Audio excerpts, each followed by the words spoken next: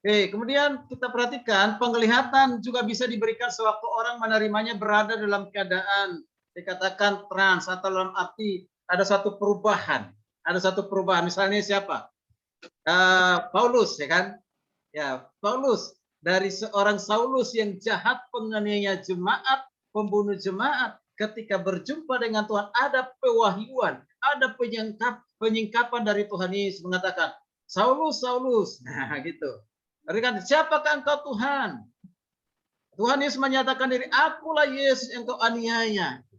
Itu penglihatan, dilihat nyata.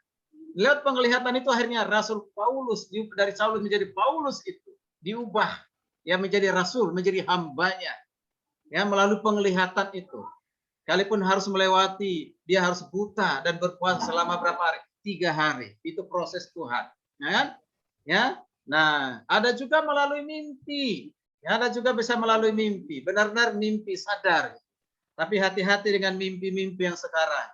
Ya, belum tentu itu mimpi karena penglihatan langsung dari Tuhan kepada kita, ya.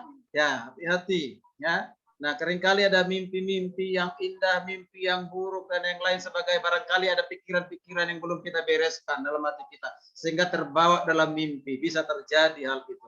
Dan ada orang berniat jahat kepada kita, kita bawa dalam mimpi, ya gitu ya. Nah, itu supaya kita waspada. Tapi itu bukan penglihatan seperti nabi-nabi tadi punya penglihatan, bukan, ya. Ya, itu adalah supaya kita waspada, ya, waspada. Bahkan juga bukan nubuatan. Oke. Nah, lalu kita perhatikan yang berikut itu bagaimana para nabi menerima pesan dari Tuhan yaitu melalui pengilhaman. Alkitab yang kita pegang, yang kita percaya, ini adalah hasil pengilhaman melalui para nabi, para raja, imam dan juga para rasul. Ya. Nah, itu nanti biasanya kalau di teologi ya belajar namanya mata kuliah bibliologi.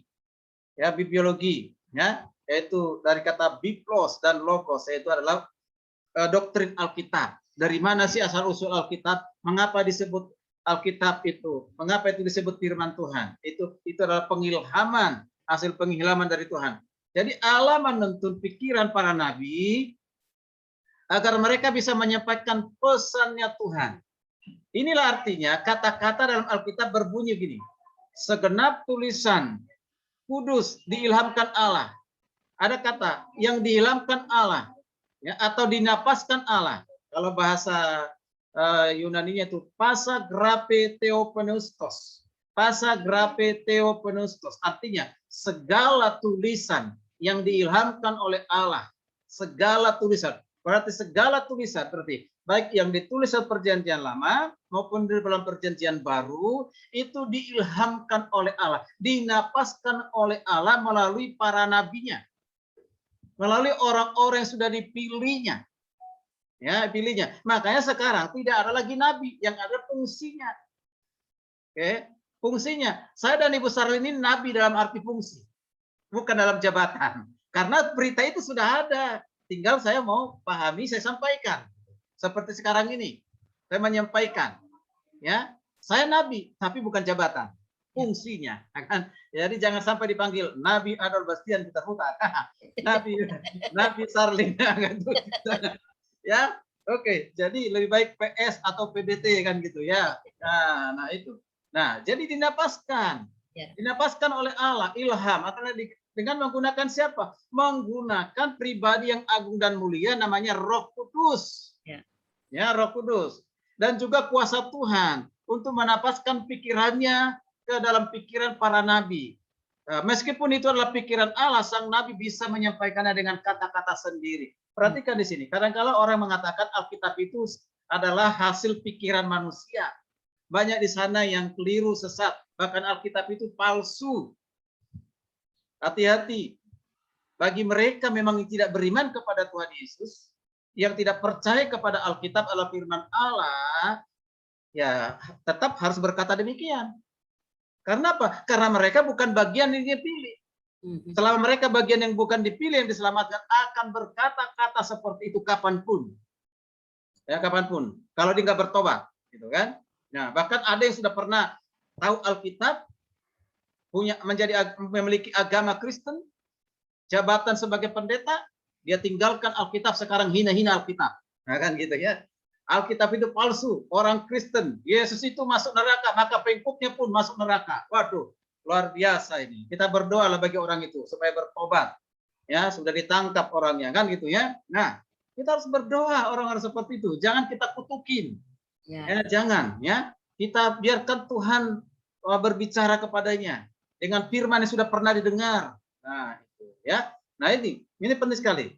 Nah, oke, jadi ini penting untuk kita pahami, ilham itu dari Allah, bukan hasil dari manusia, tetapi dorongan Tuhan melalui Roh Kudus kepada para nabi, ya para nabi. Oke, kita perhatikan kembali bagaimana para nabi mendapatkan pesan dari Allah. Dilanjutkan, Alkitab mengatakan, ketahuilah ini terlebih dahulu, tidak ada nubuat dalam kitab suci yang berasal dari penafsiran pribadi. Perhatikan. Ya. Tidak ada perkataan Alkitab ataupun nubuat yang ada dalam kitab suci berasal dari penafsiran pribadi. Penafsirannya Adul Bastian butar-butar. Hati-hati siapa saya. Kadang-kala kita ini kalau berdoa, Tuhan tolong hambamu itu pimpinlah. Supaya jangan sampai ada perkataan atau satu kata, satu kalimat yang menyesatkan umatmu. Karena pertanggungjawabannya kepada Tuhan. Maka kita harus berdoa seperti itu. Ya, menyampaikan firman Tuhan itu jangan kita anggap ringan, anggap enteng gitu kan. Itu pergumulan loh. Ya, kemarin baru saya tanya kepada jemaat, jemaat, selama saya khotbah di depan kalian, ada nggak ajaran saya menyesatkan? Coba dicek, kalau ada, katakan saja, karena kalian yang ada bersama dengan saya selama ini. Ayo, ada nggak? Itu pas ibadah Kamis, tengah minggu kan, ada nggak? Coba, nggak usah takut, saya bilang. Kalau ada, katakan aja, di yang mana? Nah, saya nunggu-nunggu.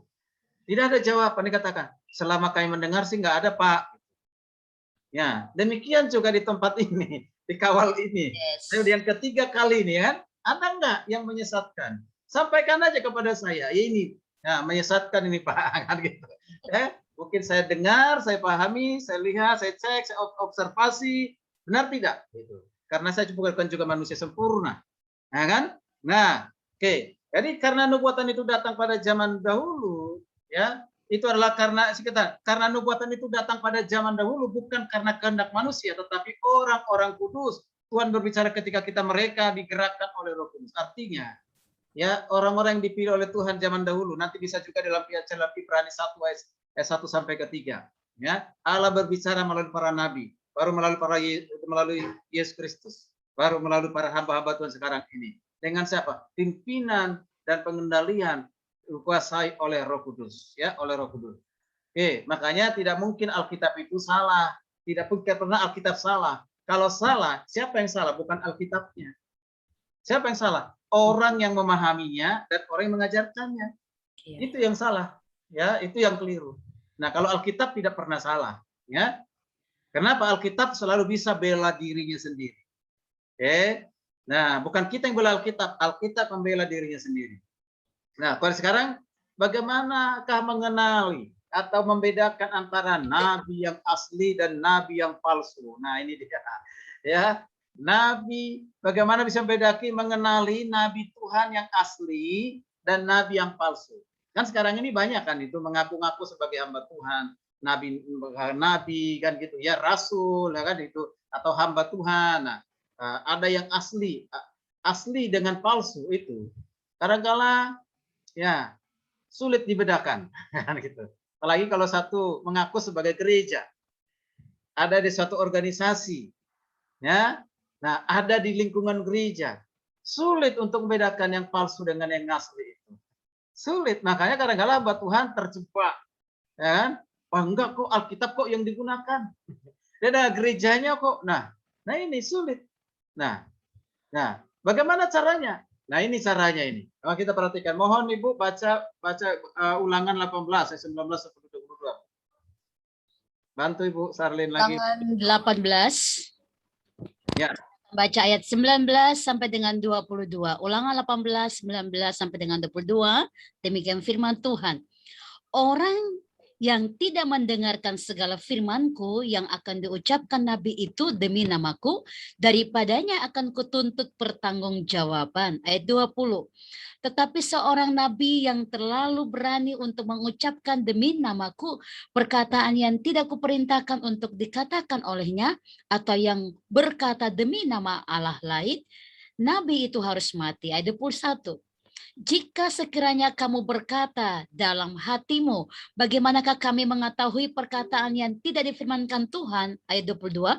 Apabila seorang nabi berkata demi nama Tuhan dan perkataannya itu tidak terjadi dan tidak sampai, maka itulah perkataan yang tidak difirmankan Tuhan. Dengan terlalu berani nabi itu telah mengatakannya, maka janganlah gentar kepadanya. Yes.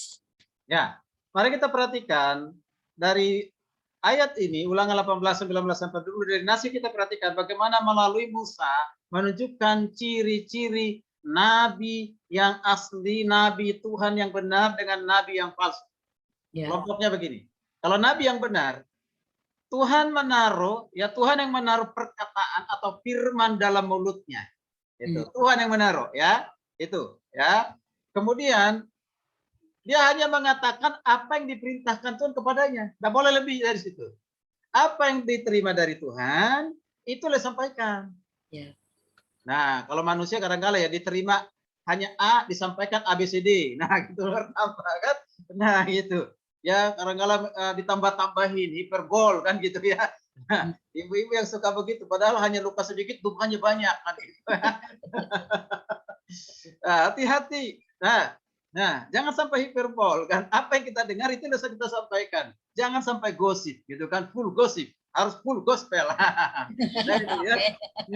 Jadi perhatikan lagi di sini, dia berbicara demi nama Tuhan, bukan demi nama dirinya loh, bukan demi namanya Adolf. Hati-hati, jangan mencuri kemuliaan Tuhan. Berbicara atas nama Tuhan, demi nama Tuhan, seperti tadi. Seorang duta besar berbicara atas nama presiden. Kalau nggak dipecat dia kan gitu. Nah, jadi ya, dan kemudian apa yang dikatakannya benar-benar terjadi. Ini dia. Apa yang dikatakan benar-benar terjadi. Mengapa benar-benar terjadi? Karena diterima dari Tuhan.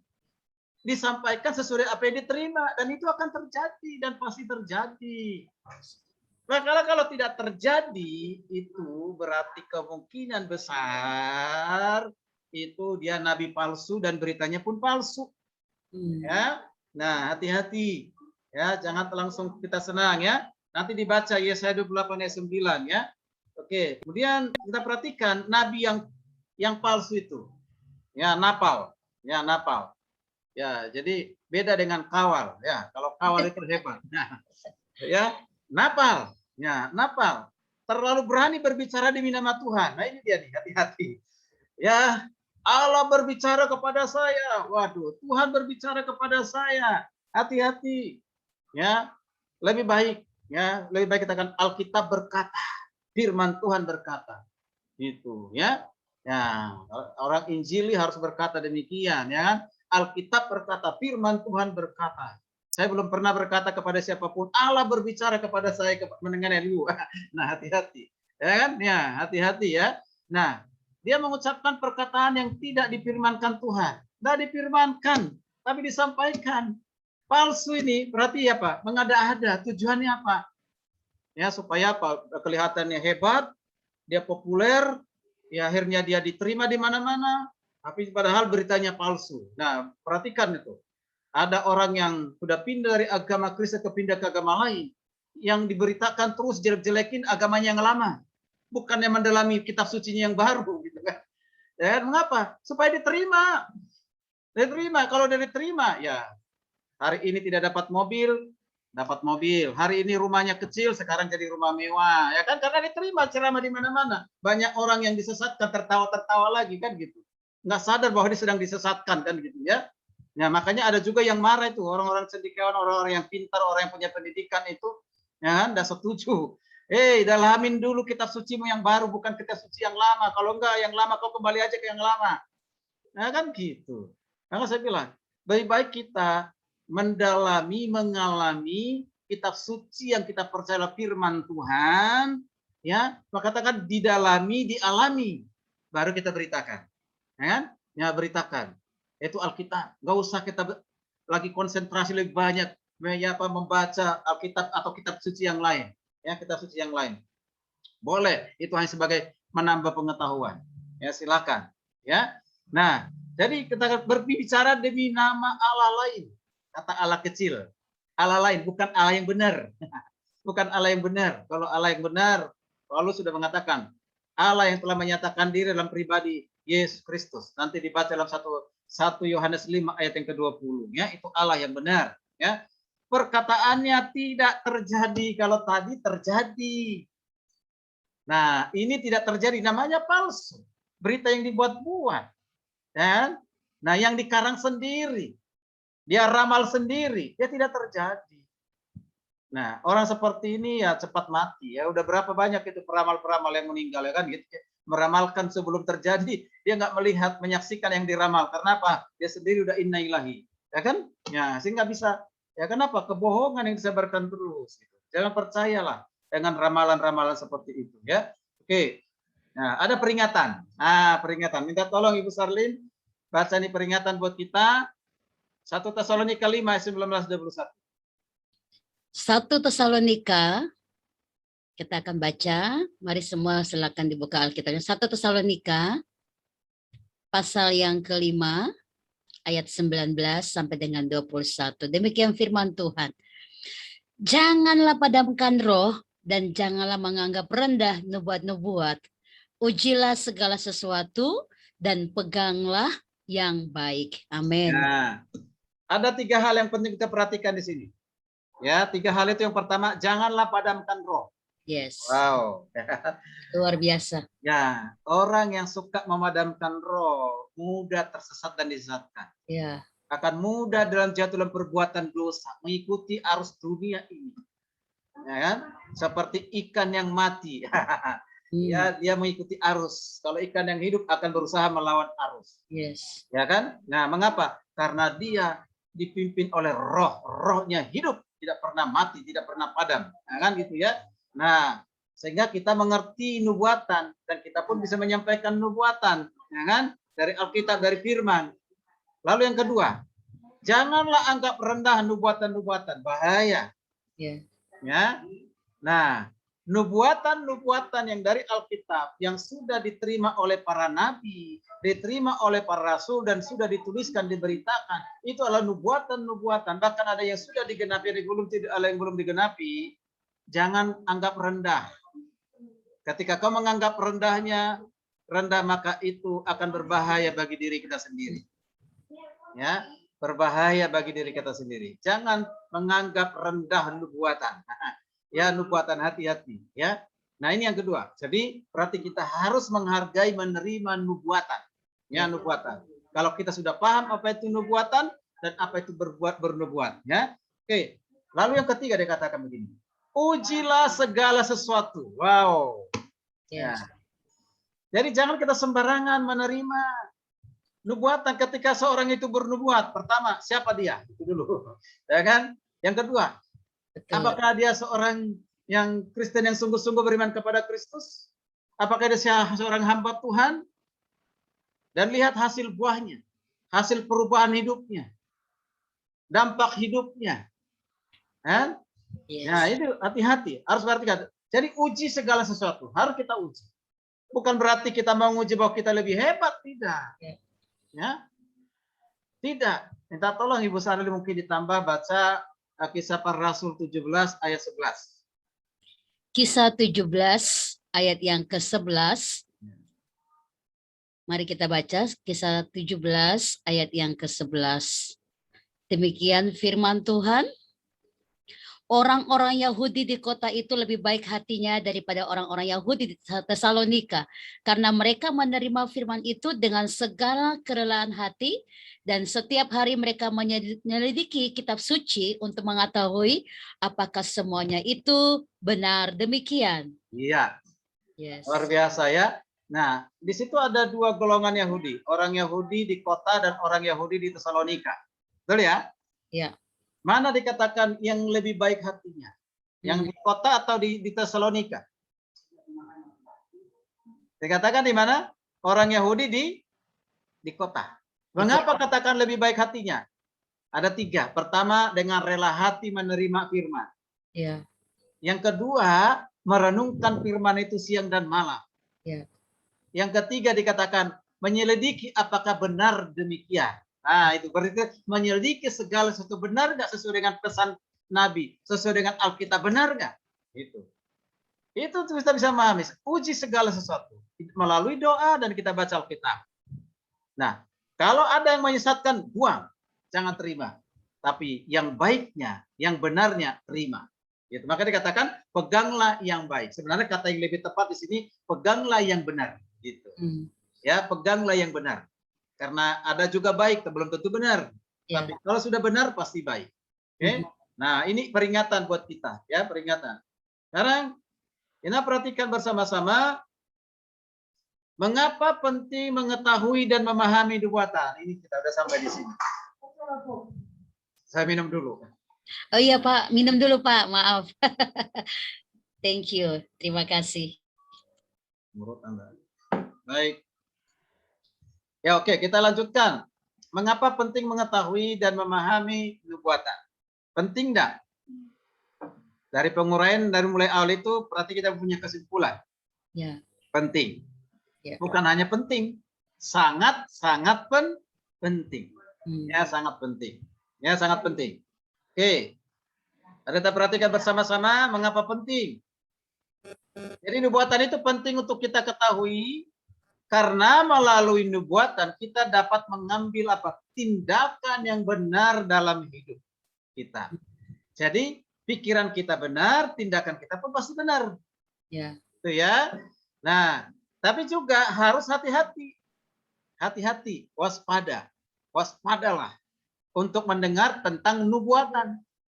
Benar enggak nubuatan? Atau tadi saya katakan ramalan atau nubuat, kan gitu ya. Nah itu. Karena ada nubuatan yang palsu. Nubuatan yang dibuat-buat gitu. Ada. Nah, tidak ada rasa malu. Nah, berani ya. Enggak berani malu dia, berani malu ya kan. Nah, mempelajari penggenapan nubuatan di zaman akhir ini menjadi motivasi yang menuntut kita untuk apa? Menuntut kita hidup sesuai dengan kehendak Tuhan. Saya ulang ini, maka saya kasih tebal, ditulis tebal, ya kan? Karena penting, ya kan?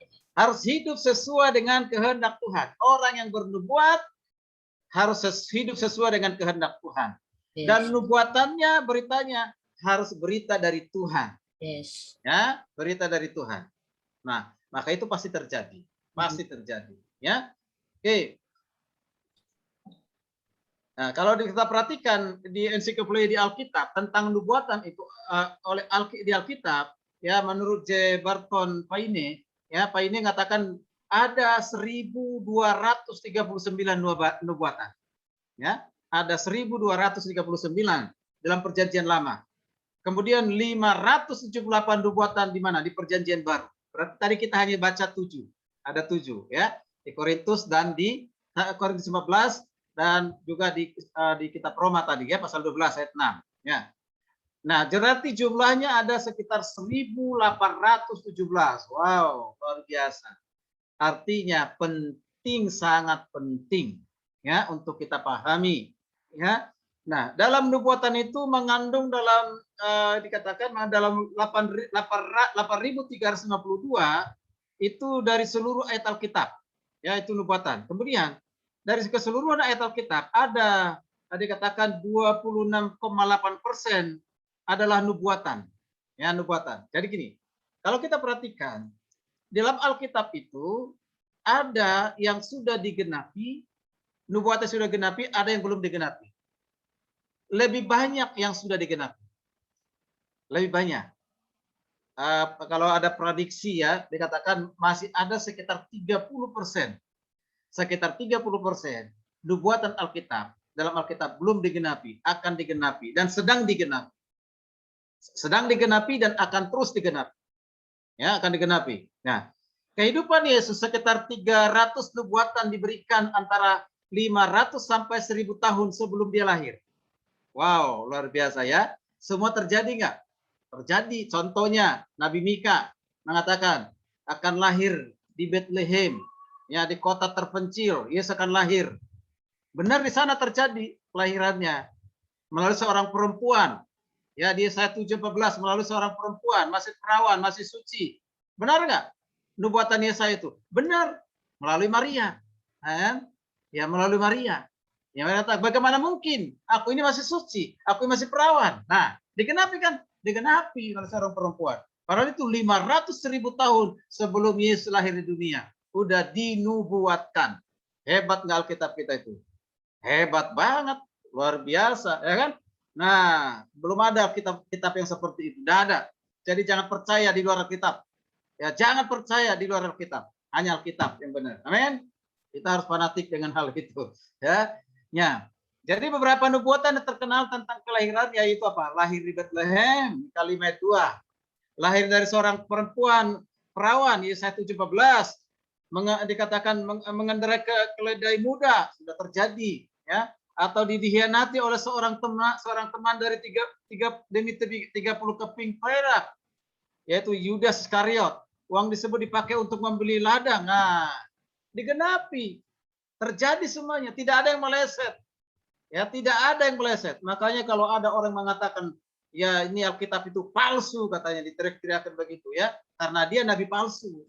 Ya, penceramah palsu gitu kan.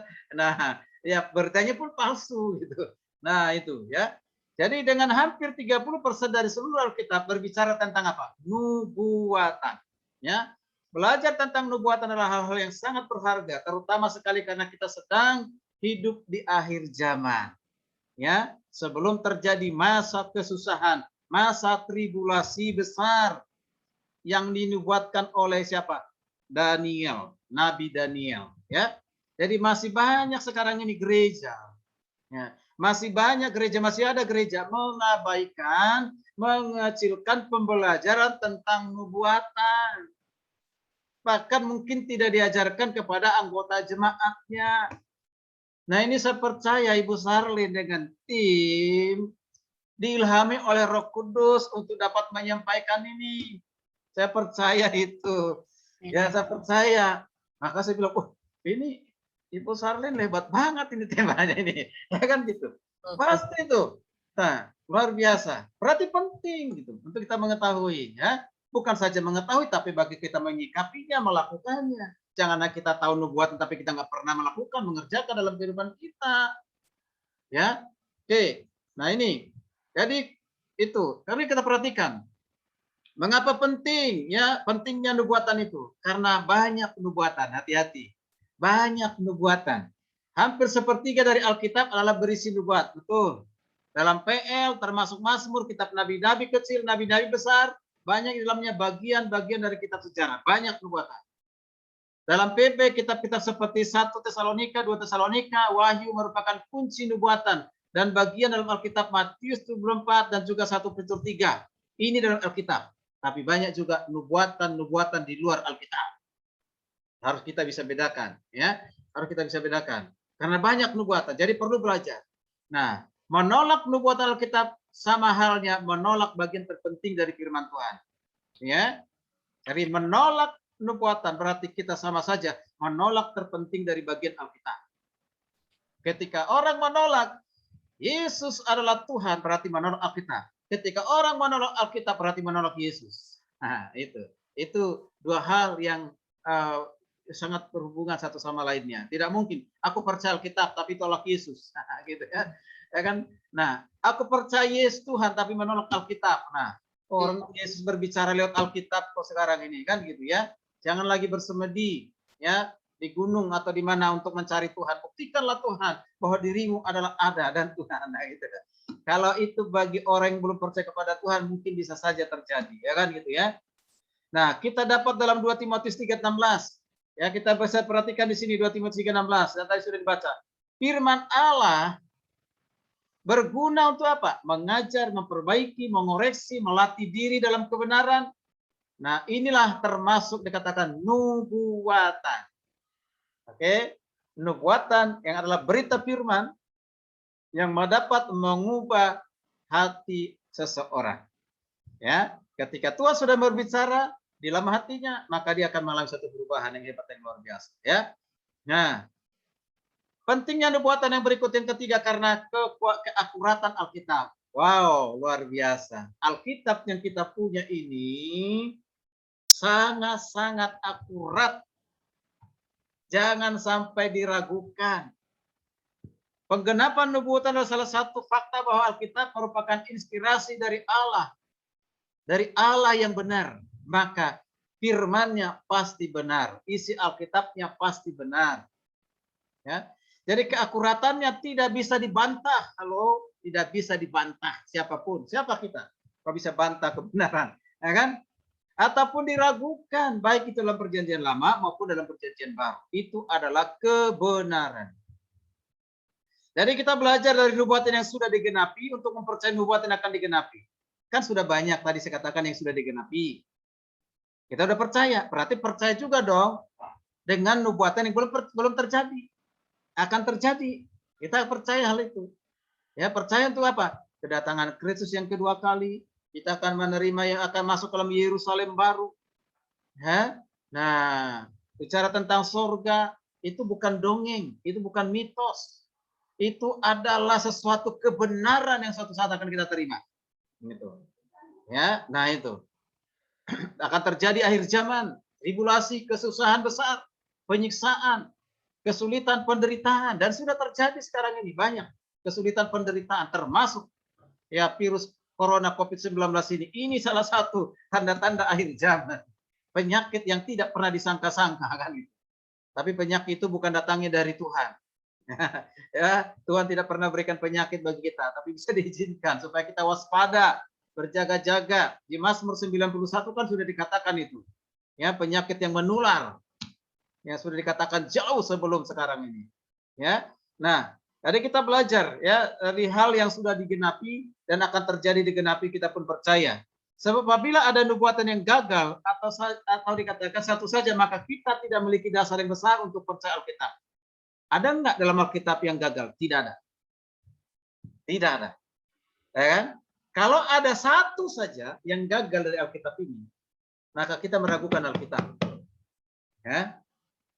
Tapi yang saya tahu sampai hari ini, tidak pernah satu kata pun, satu kalimat pun yang gagal dari Alkitab.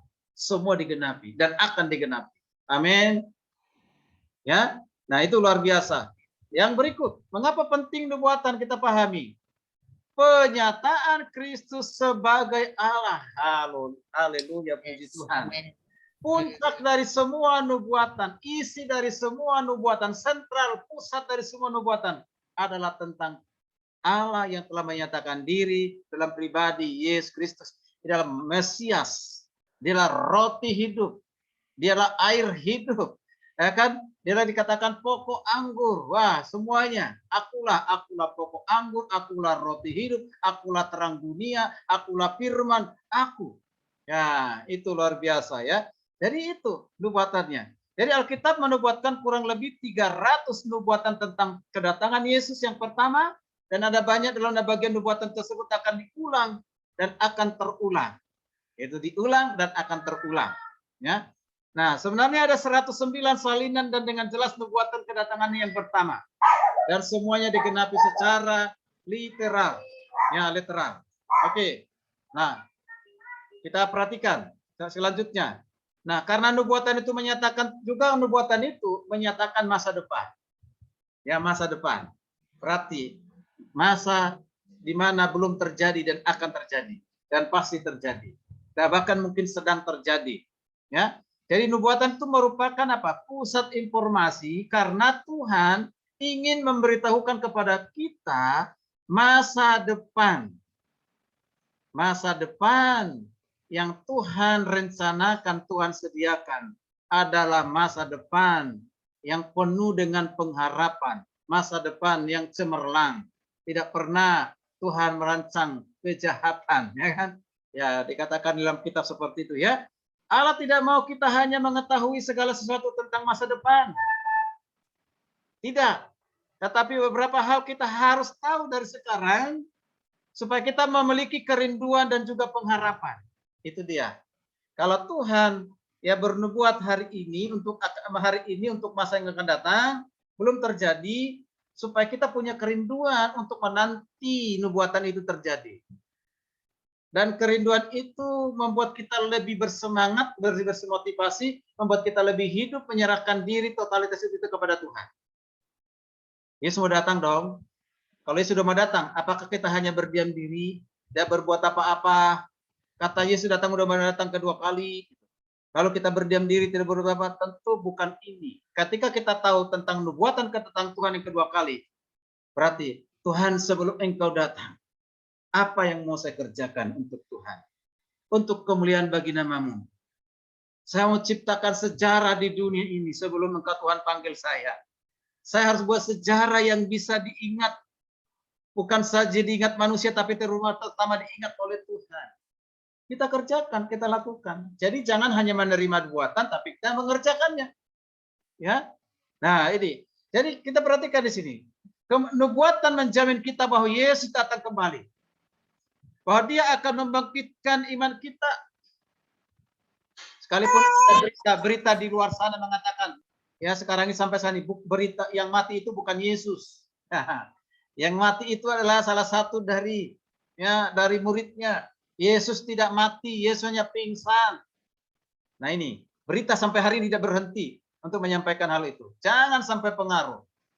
Apalagi kalau kita tidak punya paham, masa Tuhan mati gitu kan? Ya, Tuhan mati.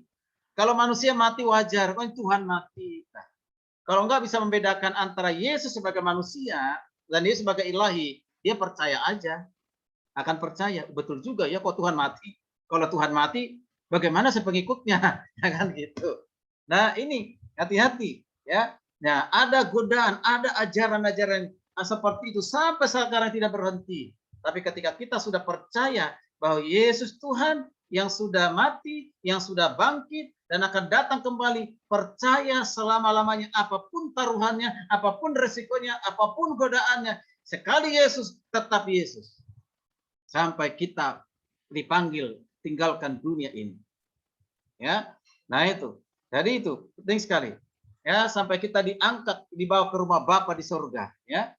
Yang berikut, pentingnya nubuatan itu untuk memperingatkan yang terhilang.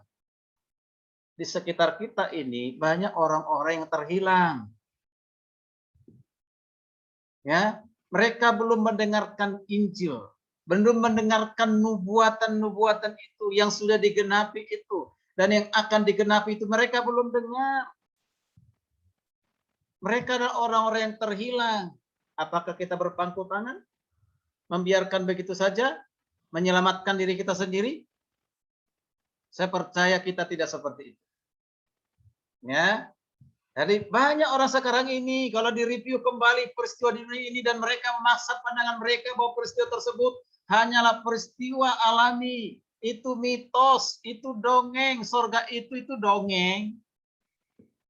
Ya kan? Nah, neraka itu nggak benar. Hanya dunia ini yang benar. Ya, perhatikan sebagai tanda, dikata ini sebagai tanda akhir zaman. Kita masih baca di kitab Timotius ya. Ya, orang sudah tidak suka lagi dengan ajaran agama, tidak suka lagi ya untuk mengatakan kebenaran dan yang lain sebagainya. Ya, bahkan segala kejahatan, pemberontakan akan terjadi dan sudah terjadi. Tadi sudah diawali di pertama, perhatikan. Berita kriminal tidak pernah berhenti sampai hari ini, Ibu. Itu luar biasa ya. Ya. Ya, jadi tugas kita itu. Jadi nubuatan dapat dipakai untuk apa? Ini penting ini. Nubuatan dipakai untuk menjadi alat yang efektif dalam penginjilan. Amin. Nubuatan alat yang sangat efektif untuk penginjilan. Contohnya siapa ini? Contohnya Filipus dengan sida-sida dari Ethiopia. Ya. Perhatikan, Filipus menggunakan nubuatan yang ada dalam Yesaya mengenai bagian penderita besar dari anak domba, yaitu Yesus Kristus, Yesaya 53. Itu nubuatan. Ya, nubuatan itu digunakan untuk mengajarkan bahwa Yesus anak domba Allah tersebut yang sudah mati bagi dosa dunia. Luar biasa. Jadi ketika ketemu dengan sida-sida, kalau sida-sida dari Ethiopia itu artinya itu bendahara. Ya, bendahara bertemu dengan Filipus. minta dibaptis setelah mendengarkan nubuatan itu. Bertobat, dibaptis pada saat itu juga. Nah, itu alat efektif untuk menyampaikan tentang nubuatan. Ya. Nah, kemudian mengapa nubuatan itu penting? Bapak Ibu saudara kasih Tuhan, nubuatan penting sebagai apa? Sebagai penggerak pertumbuhan rohani kita. Luar biasa. Bagaimana supaya iman kita bertumbuh, rohani kita bertumbuh? Teruslah belajar tentang nubuatan-nubuatan Alkitab. Teruslah beritakan tentang nubuatan-nubuatan Alkitab. Pengetahuan tentang nubuatan mendorong kita untuk apa? Kesabaran menunggu apa yang dinubuatkan yang akan terjadi, kita sabar untuk menunggu. Membangkitkan perhatian yang serius, yang sungguh-sungguh. Bahkan inspirasi untuk melayani dan bekerja penuh dedikasi. Nah, itu luar biasa. Ini kawal, ini hebat, menjadi alat Tuhan di Indonesia ini. Dipakai Tuhan menjangkau kaum ibu, para ibu. Ya, kaum ibu. Ya, untuk apa? Menyampaikan nubuatan. Bernubuat, ya, bernubuat. Upaya apa? Para ibu-ibu di Indonesia imannya dibangkitkan, imannya bertumbuh sehingga bekerja dengan takut akan Tuhan, bekerja dengan dedikasi, ya. Nah, itu apa? Karena pikirannya sudah dipengaruhi dengan nubuatan, hatinya dipengaruhi dengan nubuatan, pasti tindakannya juga dipengaruhi untuk melakukan suatu kebenaran, sekalipun ditolak oleh dunia. Hasilnya adalah hidup yang kudus, itu dia. Ya, hasilnya adalah hidup kudus. Jadi Paulus mendesak kita untuk apa? Berkelakuan baik dalam setiap saat, dalam segala situasi. Karena waktu sekarang adalah waktu yang Tuhan kembalikan. Artinya, setiap waktu ini adalah waktu yang Tuhan berikan kesempatan kepada kita untuk bekerja, berbuat baik, berbuat kebenaran. Dan waktu itu tidak akan pernah kembali. Ya, tidak akan pernah dikaretkan. Karena itu jangan sesali hari-hari kita yang sudah kita lalui, yang kita tidak pernah isi, tidak bermanfaat. Ya, jangan. Kalau udah sia-sia, maka sekarang jangan sia-siakan ke depan. Isi kehidupan ini, lembaran yang Tuhan berikan itu dengan sesuatu yang bermanfaat bagi banyak orang, ya, membawa orang kepada Kristus, ya, mencari yang terhilang. Kemudian demikian juga Petrus memanggil kita untuk tetap waspada dalam pikiran, dalam keadaan sadar dan hidup kudus sesuai dengan tujuan pewahyuan Yesus Kristus. Petrus juga mengingatkan kita, ya, dari nubuatan itu menuntut kita menjadi hidup dalam kekudusan. Kuduslah kamu sebab aku kudus, kata Tuhan dalam kitab Petrus, ya. Nah, kemudian penting nubuatan itu untuk mengerti setiap peristiwa zaman ini. Apa sih yang terjadi peristiwa sekarang ini? Lihat dari Alkitab. Jadi gini, ini penting. Ini penting sekali. Mengapa saya penting? Seringkali sekarang ini orang berbicara, dilihat dulu peristiwa yang terjadi di luar, lalu dicari ayat Alkitabnya, dicocokkan. Nah, gitu. Ini ada kemungkinan salah. Ya. Bahkan seringkali salah. Bukan begitu. Lihat dari Alkitabnya, pahami dari Alkitabnya, lalu lihat di luar. Oh iya, Alkitab memang udah katakan. Nah, gitu kan? Nah, Alkitab memang udah katakan itu akan terjadi. Gitu, ya. Itu. Nah, ini ya itu yang benar. Jadi selalu cari Alkitabnya, utamakan Alkitabnya, baru lihat sekeliling kita. Dan itu sudah terjadi dan akan terjadi. Ya. Oke. Ada 3 ciri penting yang dengan ketika bisa memahami bahwa nubuatan sedang dalam penggenapan. Pertama, meningkatnya kerusakan moral. Itu sudah terjadi. Dengar?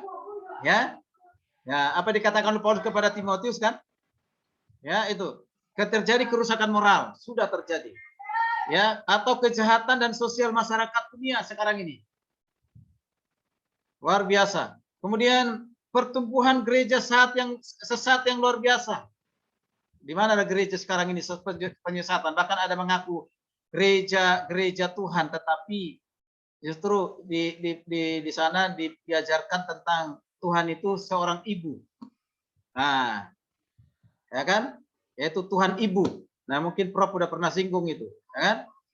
Ada gereja yang mengajarkan bahwa Alkitab itu menjadi penghalang, menjadi penghambat untuk menerima wahyu Allah. Nyanyiannya ada itu.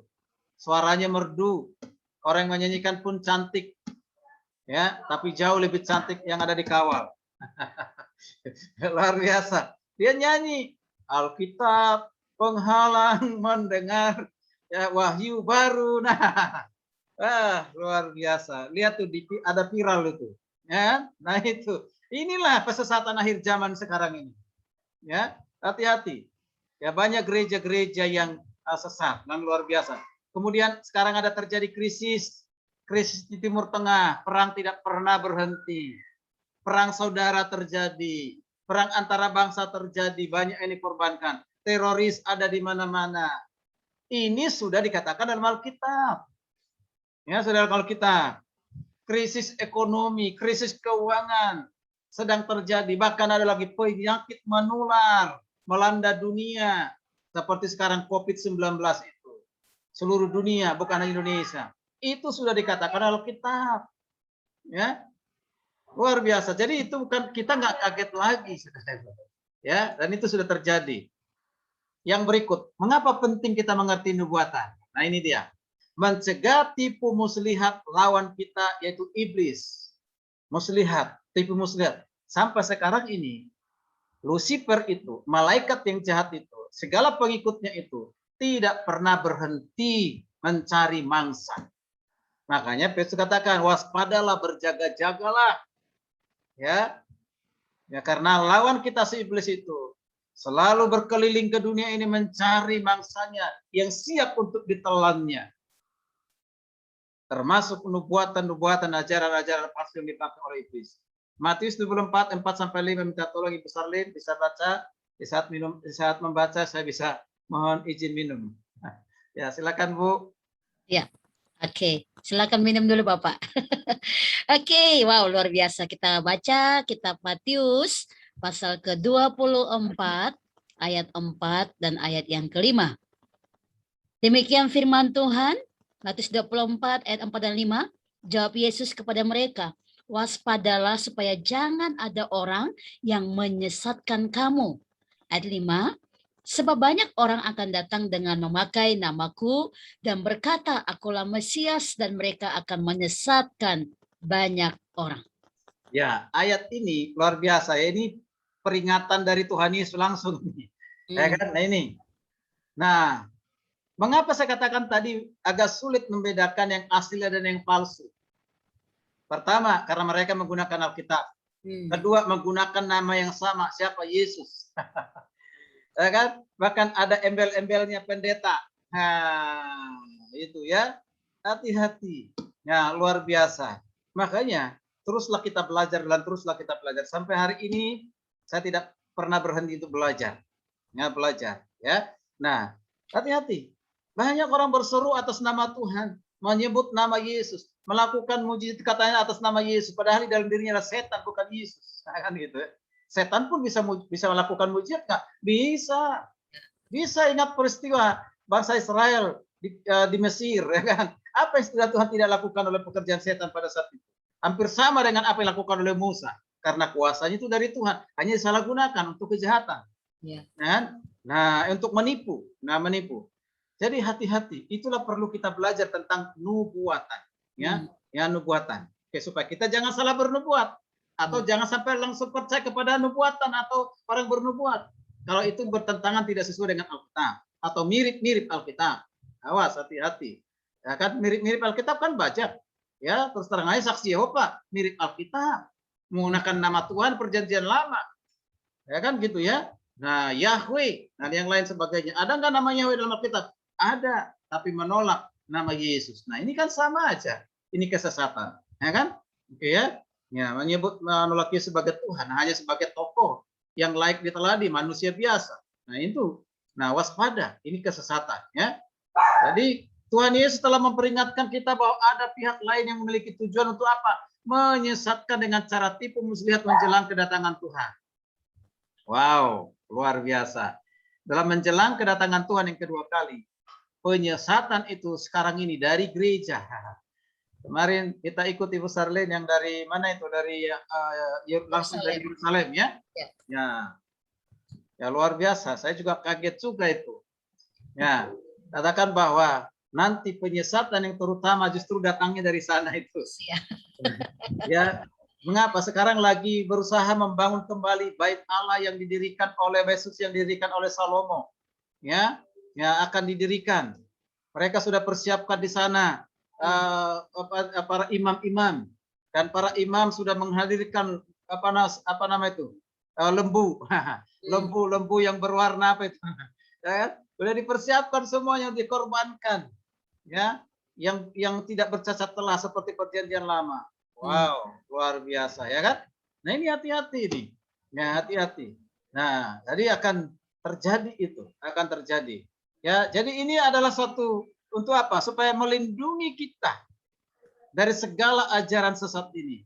Tuhan sendiri berkata banyak nabi-nabi palsu yang akan bangkit dan akan melakukan tipu muslihat. Maka senjata kita itu senjata yang diajarkan oleh Rasul Paulus di kitab Efesus pasal 6. Itu di situ ada perlengkapan rohani. Pelajari itu. Ya, perlengkapan rohani kita adalah doa, ada firman, ya, dipenuhi Roh Kudus, itu senjata kita. Ya. Nah, senjata kita untuk melawan, menolak segala tipu daya iblis, ya. Jadi nubuatan itu perlu diketahui. Nubuatan menjaga kita untuk tetap waspada terhadap mereka agar jangan sampai kita jatuh masuk dalam perangkap mereka. Nah, jangan, ya. Nubuatan adalah hal sederhana untuk memberi peringatan buat kita supaya kita hati-hati dan menolak nabi palsu, hamba Tuhan palsu, para pendeta palsu di zaman sekarang ini. Ya, jangan pernah mau tertipu. Ya. Teruslah belajar bertanya kepada siapa? Teruslah bertanya kepada Roh Kudus. Yes. Jangan pernah mengabaikan pekerjaan Roh Kudus dalam setiap nubuatan yang kita dengar. Ya, Tuhan pasti menerangi hati pikiran kita melalui kuasa Roh Kudus. Yeah. Ya.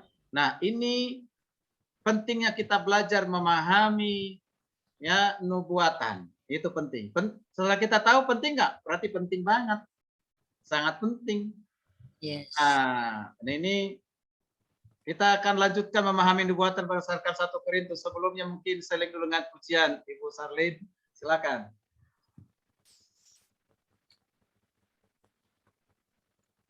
Sekitar 15 menit lagi. 20 menit bisa selesaikan menyampaikan nubuatan berdasarkan kitab 1 Korintus 14, 1-6. Oke, kita baca 1 Korintus pasal yang ke-14 ayat 1 sampai dengan ayat yang ke-6. Ibu-ibu di tempat masing-masing bisa buka ya, kita akan baca sama-sama, kita akan belajar ya. 1 Korintus pasal 14 ayat 1-6, demikian firman Tuhan. Sekali lagi tentang karunia roh.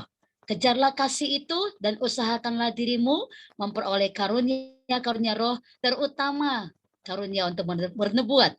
Ayat yang kedua, siapa yang berkata-kata dengan bahasa roh, tidak berkata-kata dengan manusia, tapi kepada Allah.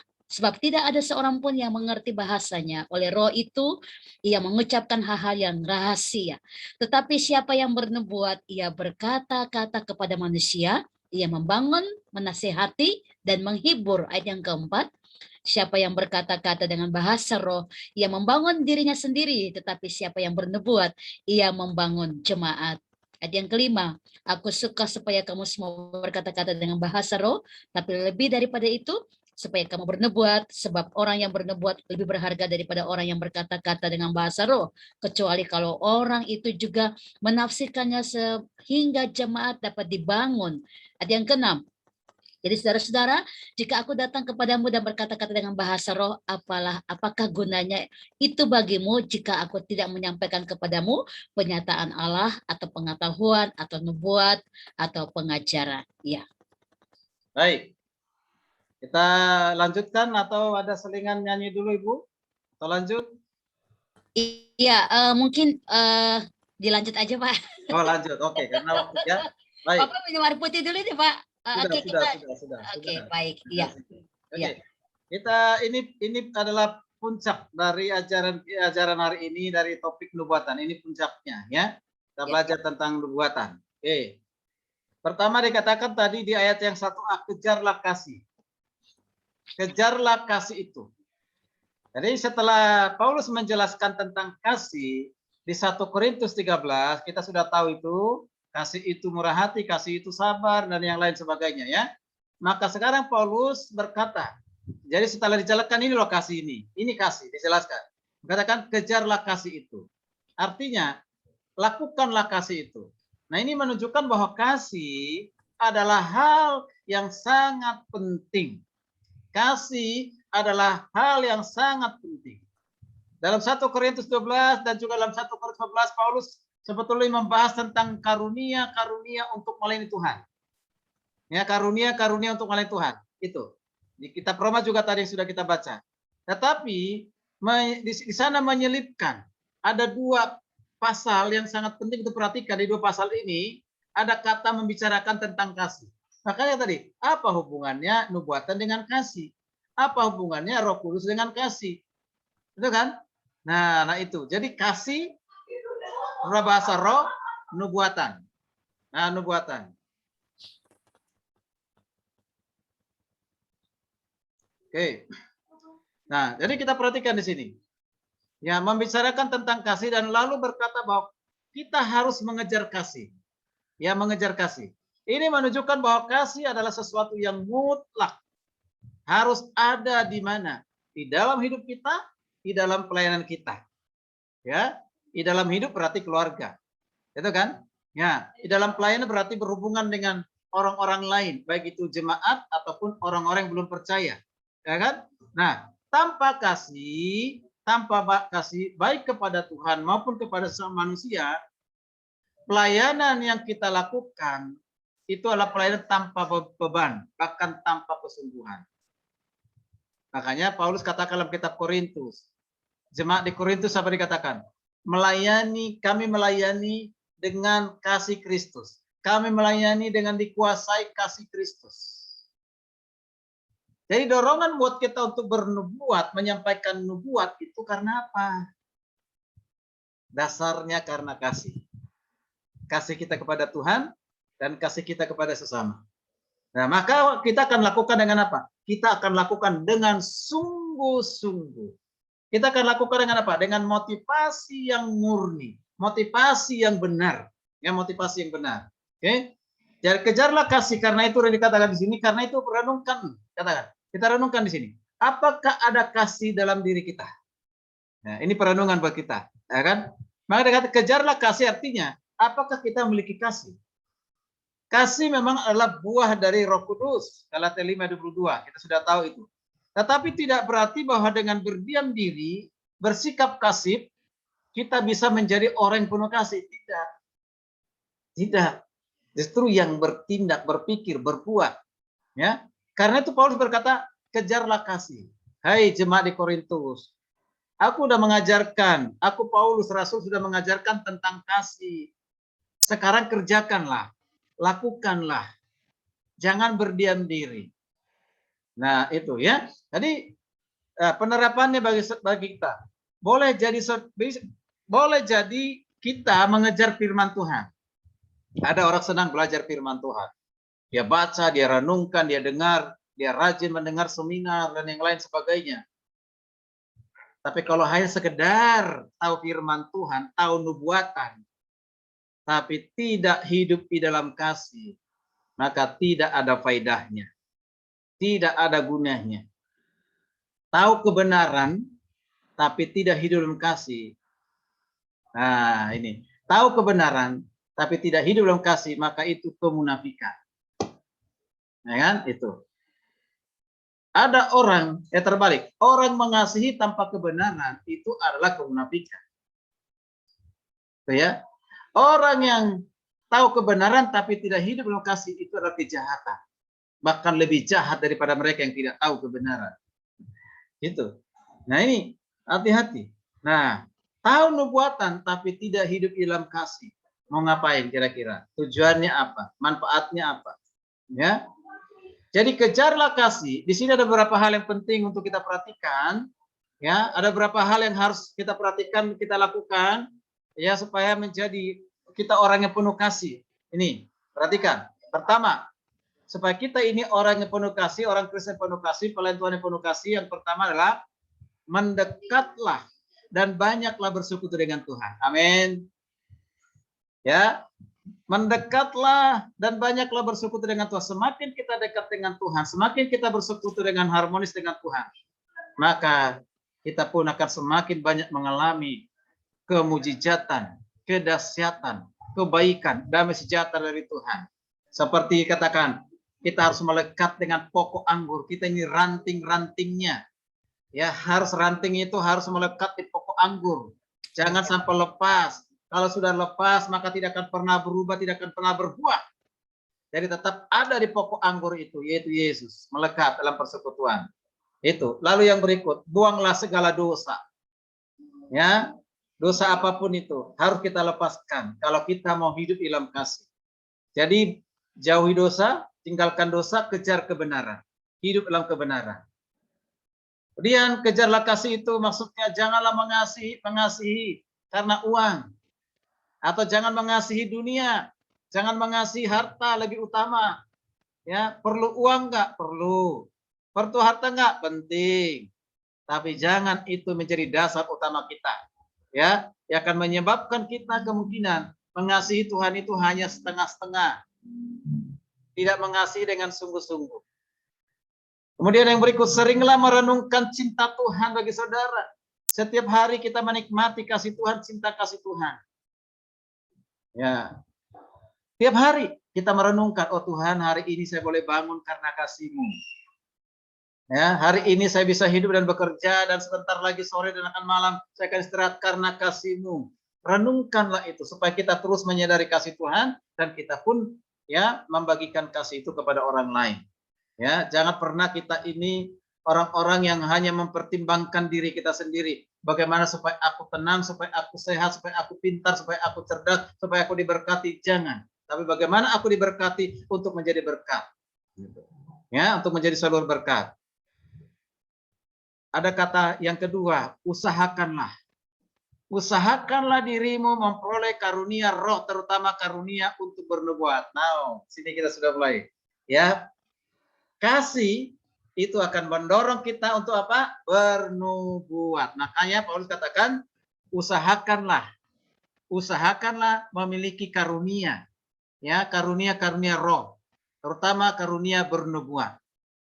Ya, usahakanlah memperolehnya, katanya. Nanti perhatikan di ayat 39, pasal 12, 1 ayat 39. Ya, itu menggunakan kata yang sama, usahakanlah. Ya, bukan berarti hasil usaha kita berdoa kepada Tuhan, minta kepada Tuhan. Kalau Tuhan berkehendak, maka Tuhan akan berikan itu kepada kita. Ya, karunia itu. Nah, jadi kata yang digunakan itu adalah jeleute. Jeleute artinya apa? Sebenarnya adalah disebut dengan bersemangatlah. Jadi kata usahakanlah itu bersemangatlah untuk memperoleh karunia-karunia. Bersemangatlah untuk mengerjakan karunia-karunia. Berkobar-kobarlah. Nah, itu. Ya, berkobar-kobar, ya. Nah, kemudian kita perhatikan, ya ini saya akan lewati lebih banyak. Jadi setiap orang Kristen harus berusaha untuk apa? Mendapatkan karunia rohani. Setiap orang Kristen harus berusaha mendapatkan karunia rohani. Sering saya katakan begini, setiap kita yang sudah percaya kepada Kristus, yang sungguh-sungguh beriman kepada Kristus, pasti memiliki karunia. Pasti diberikan karunia. Karunia yang berbeda.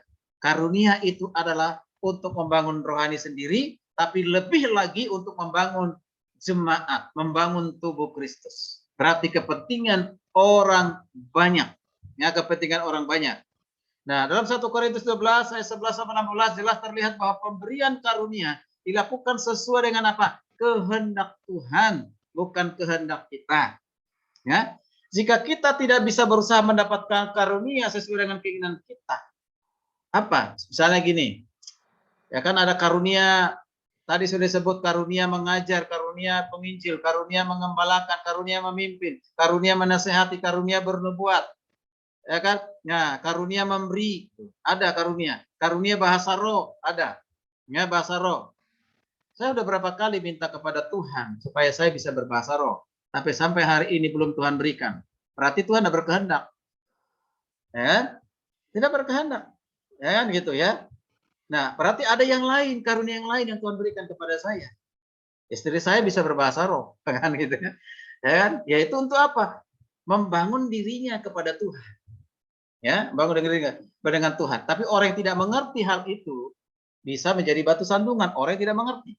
Ya kan? Makanya surat Korintus ini terutama pasal 14 ini sebenarnya surat teguran, peringatan kepada jemaat di Korintus karena di sana terjadi persoalan percecokan keributan hanya karena apa? Karena yaitu kasus bahasa roh. Nah, itu dia. Maka ditegur. Bahasa roh itu benar ada. Ada, itu salah satu nubuat. Itu salah satu karunia maksudnya. Nah, itu salah satu. Itu untuk siapa? Untuk diri kita sendiri. Tapi dikatakan jauh lebih penting dari itu. Jauh lebih penting dari itu adalah karunia bernubuat. Karena karunia bernubuat itu bukan hanya untuk diri sendiri, tapi untuk membangun tubuh Kristus. Maka kita perhatikan, ya ayat ini, ayat selanjutnya.